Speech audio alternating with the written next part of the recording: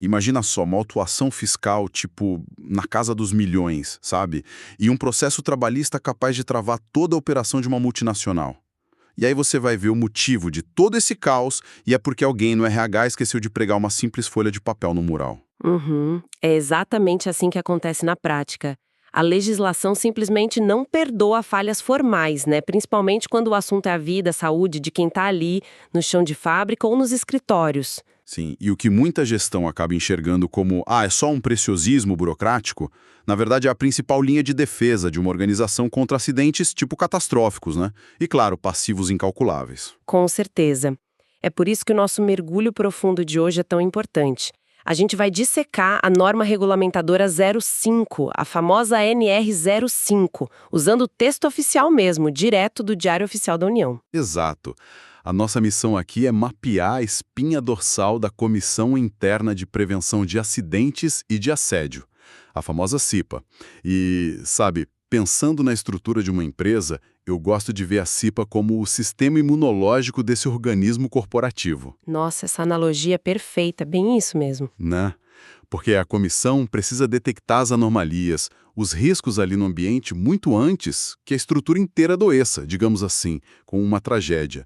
Mas para que esses glóbulos brancos funcionem, o sistema tem que nascer de forma juridicamente perfeita. E é aí que o bicho pega.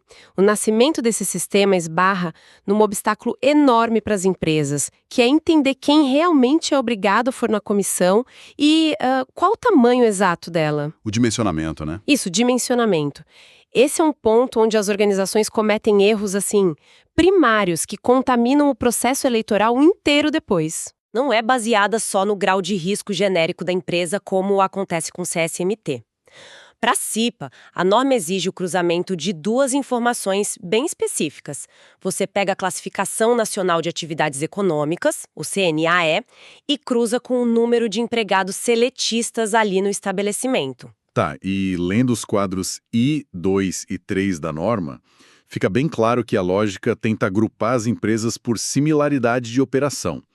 Só que tem um detalhe no direito que muda tudo na prática. Tipo, o princípio da primazia da realidade. Uhum. Esse princípio é o terror de quem tenta maquiar documento. Pois é, porque imagina, se o contrato social diz que o local é um escritório de contabilidade, mas a operação real ali dentro sei lá, uma estamparia de tecidos com um maquinário pesado, a fiscalização vai enquadrar a CIPA como estamparia, né? A realidade sempre atropela o papel. Sem dúvida. Um auditor fiscal vai buscar o risco real ao qual o trabalhador está exposto. Ele não quer saber só do que está no CNPJ. Para a gente ilustrar esse cálculo, vamos pensar numa fábrica de pratos prontos, tá? A NR5 classifica isso no grupo C2. Certo, grupo C2. Aí, digamos que esse estabelecimento tenha 120 empregados diretos. Se você olhar no quadro 1, ele determina que precisam ser eleitos 3 membros efetivos e 3 suplentes. E como a norma exige paridade, a direção também tem que indicar 3 efetivos e 3 suplentes. Então no total a gente está falando de um comitê de 12 pessoas. Exato, 12 pessoas focadas na segurança. Agora, peraí, me tira uma dúvida que sempre surge. Esse cálculo é feito por CNPJ global ou por endereço físico?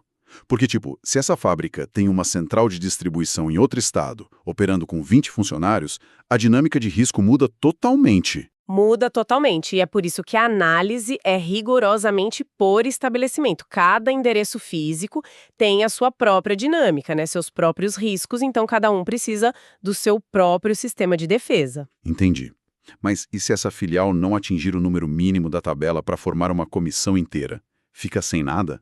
Não, a lei não deixa vácuo na segurança. Se não atingir o mínimo, a empresa é obrigada a nomear o que a gente chama de designado da CIPA. O designado. Isso.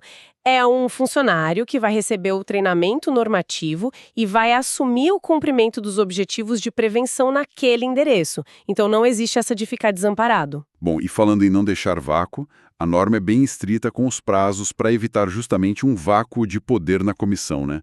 Uma vez que o dimensionamento está feito, o relógio legal começa a correr e é implacável. É o relógio que não para. A NR5 obriga a convocar as eleições no mínimo 60 dias antes de terminar o mandato atual. 60 dias. E olhando a mecânica da lei, dá para ver que isso impede que a diretoria enrole, sabe? Ou fique adiando a eleição só para silenciar a comissão temporariamente. Com certeza. Esses 60 dias são o gatilho inicial. E, a primeira ação não é nem interna. A norma exige que o sindicato da categoria seja formalmente comunicado sobre o início do processo. O sindicato entra como um auditor externo, então. Exato. O legislador colocou o sindicato ali para evitar aquelas eleições fantasmas, sabe? Aquela coisa de falsificar a ata, escolher os membros numa sala fechada. Nossa, total. E aí, faltando 55 dias para o fim do mandato, a operação toda cai no colo da comissão eleitoral. Pelo que eu vi no texto, o presidente e o vice da CIPA atual é que formam essa comissão, né? Isso, eles viram um Tribunal Superior Eleitoral da empresa. A responsabilidade deles é colossal, porque eles são os fiadores da imparcialidade do negócio. E se for a primeira vez que a empresa está montando uma CIPA? Nesse caso, a própria administração organiza esse TSE interno. Mas a gestão documental que essa comissão tem que fazer é onde mora o perigo. É aí que a maioria das multas acontece. Eu imagino. A questão da publicidade dos editais, né? Uhum. Os editais de convocação têm que ser publicados em locais de fácil acesso. E pensa no desafio logístico disso numa construtora, por exemplo, que gerencia dezenas de frentes de obra ao mesmo tempo. Nossa, é verdade. O RH não pode simplesmente colar o papel ali no mural do escritório central, no ar-condicionado, e achar que o carpinteiro que está lá na fundação a quilômetros de distância vai adivinhar que a eleição começou. Não mesmo. Se a informação não circula, o sistema falha. A NR18 até traz regras específicas para a construção civil por causa dessa rotatividade. Mas a regra de ouro da NR5 continua valendo. Se a eleição não for visível, ela não é válida. Caramba! E se não for válida, a empresa volta a estaca zero? Volta para a estaca zero se um auditor constatar ou se um trabalhador denunciar que o edital ficou escondido, acabou. A eleição é anulada. O mandato antigo vence, a empresa fica sem CIPA, e aí, meu amigo, as multas vêm em cascata. Que pesadelo. E o mesmo vale se esquecer de guardar o comprovante de aviso do sindicato, né? Sim, o rigor documental é absoluto. Mas voltando para o fluxo, com a comissão operando e o edital divulgado, a gente entra na fase de inscrições. E aqui a norma mostra os dentes para proteger o candidato. O período mínimo de inscrição é de 15 dias corridos, certo? Certo. E não é um prazo aleatório. 15 dias garantem que quem trabalha em turno ou o pessoal que viaja muito tenha tempo de se inscrever. Dá tempo do cara chegar em casa, conversar com a família, vou assumir uma bronca que vai me colocar em evidência, às vezes até em atrito com a chefia. Exatamente. A liberdade de inscrição é sagrada aqui. Qualquer empregado do estabelecimento pode se candidatar. Não tem essa de restrição por departamento. Pera, isso é muito interessante. Quer dizer que um analista do RH, lá do administrativo, pode se candidatar na eleição de uma metalúrgica pesada? Pode, claro que pode. E a diretoria não pode barrar falando ele não entende de chão de fábrica. A universalidade do direito é o que prevalece. A legislação entende que o treinamento que ele vai receber depois vai capacitar ele. O importante é a representatividade democrática, né? Isso. E no exato segundo em que ele assina a ficha de inscrição, a norma ativa um escudo nele. A garantia provisória de emprego. A famosa estabilidade. E ela já vale até o dia da eleição só por ser candidato, para impedir qualquer retaliação preventiva da empresa. Uhum. E o custo de ignorar esse escudo é altíssimo. Dá um exemplo prático de como isso dá problema. Tá, imagina um operador de empilhadeira. Ele vai lá e se inscreve na segunda-feira. Aí na terça, a empresa decide fazer um corte de gastos e demite ele sem justa causa. O passivo trabalhista nasce na mesma hora. Nossa, imediato. Imediato. O juiz do trabalho vai mandar reintegrar o funcionário, pagar o salário retroativo e a empresa ainda pode tomar um processo por assédio moral ou conduta antissindical. Faz todo sentido. O trabalhador precisa ter essa paz de espírito para se voluntariar sem achar que vai perder o sustento da família. Por isso que entregar o comprovante de inscrição, seja físico ou digital, é inegociável. É a independência total da CIPA que está em jogo. Ninguém ia combater risco na fábrica se isso custasse o próprio pescoço, sabe? É verdade. Bom, Avançando na nossa linha do tempo, a logística chega no momento mais tenso, que é a votação.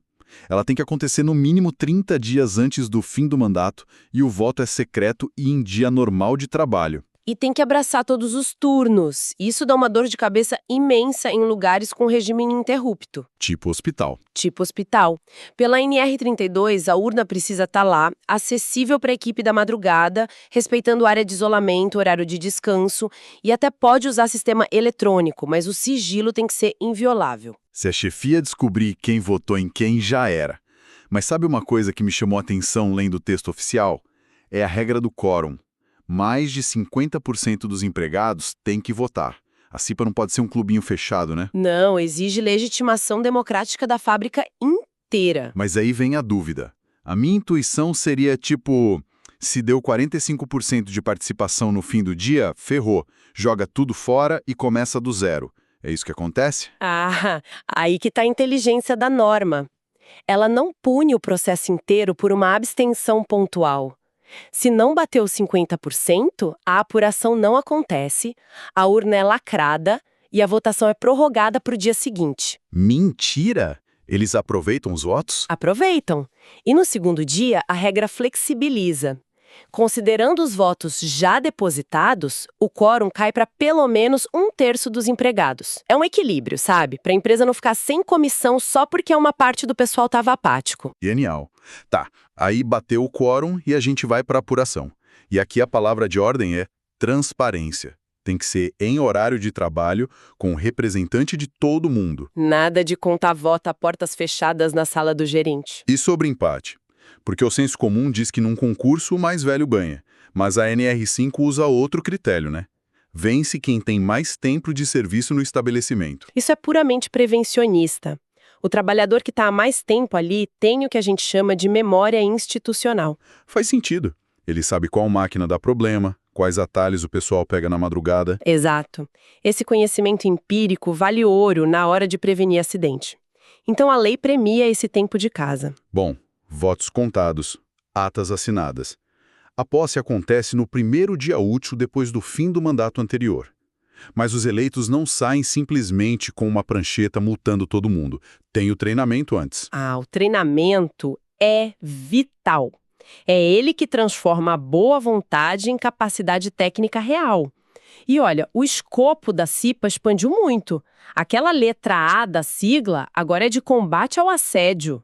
Sim, uma mudança recente importantíssima. Muito. O treinamento agora exige módulos sobre prevenção a assédio sexual e violência no trabalho.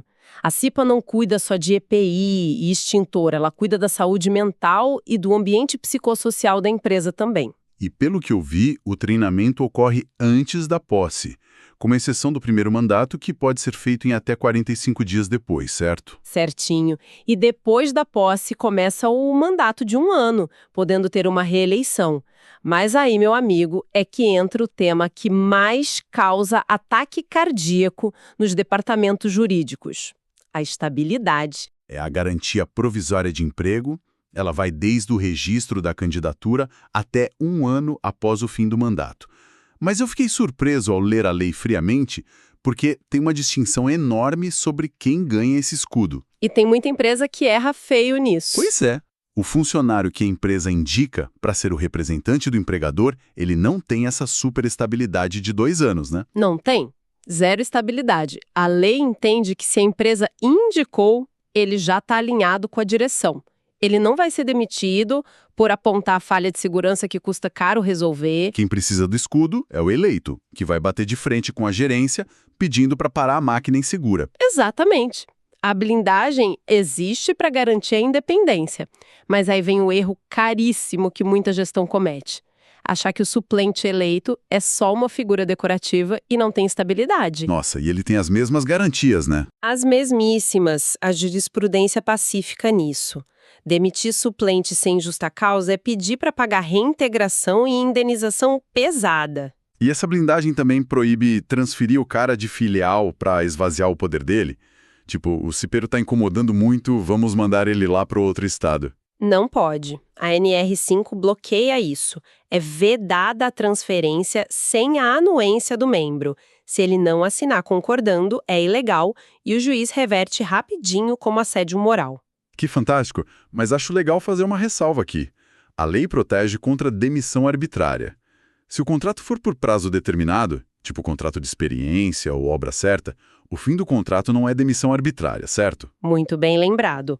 A estabilidade da CIPA não transforma num passe de mágica um contrato temporário num contrato infinito. Acabou o prazo, acabou o vínculo. Normal. Maravilha! Olha, dominar a NR05, desde o cronômetro lá dos 60 dias até o último dia dessa carência pós-mandato, é a base da cultura prevencionista. E, claro, tem que guardar as atas e editais por 5 anos para qualquer auditoria. É a união da burocracia bem feita com a ação prática no chão de fábrica apoiada pelo pessoal do SESMIT. É assim que os acidentes são evitados antes de acontecerem. Exato. E para a gente encerrar, olhando todo esse rigor jurídico, que é totalmente baseado no número físico de trabalhadores, isso me leva a uma reflexão sobre o futuro do trabalho. Ah, a questão da automação. Isso. Toda a lógica de dimensionamento, quórum, estabilidade foi desenhada para um mundo de fábricas com milhares de humanos na operação. Mas a inteligência artificial está mudando tudo numa velocidade absurda. E é um paradoxo. Pensa numa planta química gigante. Altíssimo risco. Hoje ela tem 500 funcionários, exige uma CIPA enorme. Daqui a uns 5 ou 10 anos, essa mesma operação vai ser feita com 20 técnicos numa sala de controle, operando robôs. Só que o risco ambiental e operacional do maquinário continuou o mesmo. Talvez até pior. Mas pelo quadro I da norma atual, se cair para menos de 20 empregados seletistas, o sistema imunológico dessa estrutura inteira vai virar apenas um único designado da CIPA. É assustador pensar que um único designado teria que supervisionar o risco de uma planta inteira. Exatamente. Será que a legislação está pronta para garantir a prevenção quando a máquina tomar o lugar da massa humana, mas o risco residual continuar gigantesco? Fica aí a provocação sobre como a segurança vai precisar evoluir para auditar não só a prensa hidráulica, mas também o algoritmo. É um baita tema para quem está no campo começar a pesquisar e discutir desde já. Com certeza. Fica o convite para quem acompanha a gente dar uma lida na NR5, observar a comissão do seu próprio trabalho e ver essa teoria toda funcionando na prática. Um abraço e até a nossa próxima análise profunda. Até lá, pessoal! Usem EPI e fiquem seguros.